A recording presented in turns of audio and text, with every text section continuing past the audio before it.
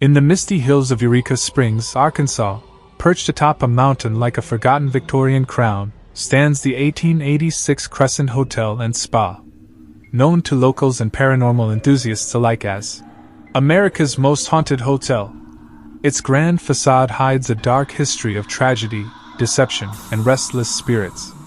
But one room in particular, Room 419, has earned a reputation so chilling that even seasoned ghost hunters hesitate to book it. Guests who do often check out in the middle of the night, demanding a refund or a different room. Staff whisper about it in hushed tones, and the hotel's own ghost tour guides warn visitors. If you're sensitive, avoid 419. Theodora doesn't like to be disturbed. This is the story of Room 419, a seemingly ordinary guest room with a queen bed, antique furnishings, and a view of the Ozark forests. But beneath the polished wood and crisp linens lies a tale of suffering, false hope, and a spirit that refuses to fade away. It's a story drawn from decades of eyewitness accounts, hotel records, and paranormal investigations, a haunting that has terrified thousands and made Room 419 the one place in the Crescent where guests truly refuse to stay. To understand Room 419, you must first know the Crescent's bloody history. Built in 1886 as a luxurious retreat for the wealthy seeking the healing waters of Eureka Springs, the hotel was a beacon of opulence. Crystal chandeliers, marble floors, and sprawling gardens drew celebrities and socialites. But by the early 1900s, the fad for mineral springs faded, and the hotel fell into decline.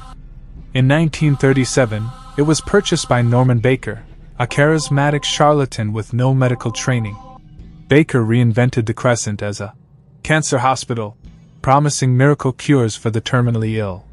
He claimed his purple elixir, a toxic mix of chemicals, could cure cancer without surgery or radiation. Desperate patients from across the country flocked to Eureka Springs, paying exorbitant fees for Baker's treatments. The reality was far grimmer. Baker's hospital was a scam. Patients suffered agonizing deaths from untreated tumors and poisoned bodies. Bodies piled up in the basement morgue, where Baker performed unauthorized autopsies. Estimates suggest hundreds died under his care. The hotel's once elegant halls echoed with screams of pain and despair. Baker was eventually arrested for mail fraud in 1940, and the hotel reverted to its resort roots. But the suffering lingered. Paranormal activity exploded in the decades that followed, doors slamming, whispers in empty rooms, apparitions in Victorian dress. The Crescent embraced its haunted reputation, offering ghost tours and even naming itself America's most haunted hotel. Yet no spirit is more persistent, or more personal, than the one in Room 419. The ghost of Room 419 is believed to be Theodora, a nurse who worked in Baker's fake hospital. Hotel lore, backed by guest testimonies and investigations from shows like Ghost Hunters and Ghost Adventures, paints her as a kind but tragic figure. Theodora was in her late 30s, dedicated to her patients despite knowing Baker's treatments were deadly. She tended to the dying with compassion, tidying rooms, adjusting pillows, and offering quiet comfort in their final hours. One story claims Theodora herself fell ill, perhaps from exposure to Baker's toxic elixirs, and died in the hotel. Another says she was pushed down the stairs by Baker after threatening to expose him. Whatever the truth, her spirit anchored itself to the third floor, particularly Room 419, which was once part of the cancer ward. Theodora is described as a translucent woman in a white nurse's uniform from the 1930s, with pinned-up hair and a stern but kindly face. She's not malevolent like some spirits, she's territorial. Guests report her tidying up, after them, suitcases unpacked and neatly arranged, clothes folded, beds made even while they're lying in them. But cross her, or leave a mess, and things turn frightening. Paranormal activity in Room 419 dates back to the 1950s, shortly after the hotel reopened as a resort. One of the earliest documented incidents involved a honeymooning couple in 1952. The wife woke in the night to find the room spotless, though they'd left clothes strewn about. She felt a cold hand brush her cheek, as if tucking her in. Her husband dismissed it as a dream, but the next morning, the front desk received a frantic call. "There's a woman in our room!" She's staring at us. Staff rushed up, finding nothing. But the couple packed and left, refusing to stay another night. By the 1970s, as ghost stories spread, Room 419 became infamous. A family from Texas checked in during summer 1978. The mother complained of constant housekeeping, interruptions, doors opening on their own, lights flickering, the TV turning to static. Their young daughter drew a picture of the nice lady in white who fixes my toys. That night, the parents awoke to find their belongings meticulously organized, and a faint scent of antiseptic in the air. They demanded a room change. The manager, accustomed to such requests, complied without question. The 1980s marked a surge in activity, coinciding with the hotel's first official ghost tours. Paranormal investigators flocked to the Crescent, and Room 419 was a hotspot. In 1983, a group of college students booked the room for a dare. They set up tape recorders and cameras.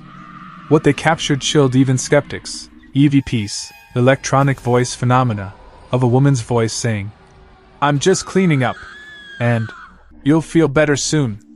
One student felt invisible hands pushing him toward the door, as if being ushered out.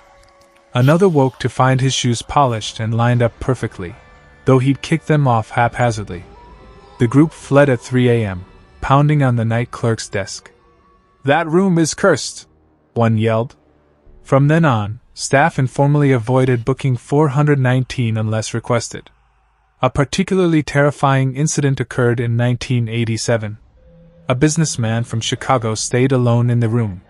He reported polite knocks at the door, but no one there. In the night, he felt the bed depress, as if someone sat beside him. Turning on the light, he saw a misty figure of a nurse fumbling with an invisible keychain outside the bathroom, mimicking lost patients searching for keys. He screamed, bolted the door, and called the front desk. "Get me out! There's a ghost trying to get in." By morning, he was gone, leaving a note. "Never again. Theodora can have the room." Paranormal experts attribute Theodora's attachment to residual energy from Baker's era. The third floor housed many dying patients. Room 419 was near the nurse's station. Theodora's spirit, trapped in her dutiful role, continues, caring for guests, tidying, tucking, protecting. But for intruders? Cold drafts, slamming doors, feelings of being watched. Some report illness, nausea, headaches, as if exposed to Baker's poisons. The hotel keeps a ghost log of encounters. Pages dedicated to 419 fill volumes. "Felt hands making the bed while I was in it. Woman in white said sure, you'll be fine. Woke to find room immaculate, and my pills arranged by the bed. Not everyone flees." Thrill seekers book 419 deliberately. But many refuse outright. Baseball players visiting nearby springs demand other rooms. Families cancel upon hearing the stories.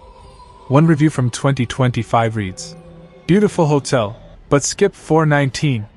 We lasted 2 hours. Theodora's real, and she doesn't want company." The Crescent offers ghost adventure packages, including stays in haunted rooms. But for 419, it's often empty, even in peak season. Staff say, "Guests check in excited, check out terrified." If you visit the Crescent Hotel, wander its halls at dusk. Listen for footsteps, feel the chill. But if offered room 419, think twice. Theodora is waiting. She's tidying up, adjusting pillows, fumbling for keys that open no door. She's caring for patients who never left, and guests who dare to stay. In the end, room 419 isn't just haunted. It's occupied. Permanently. And that's why guests refuse to stay in it.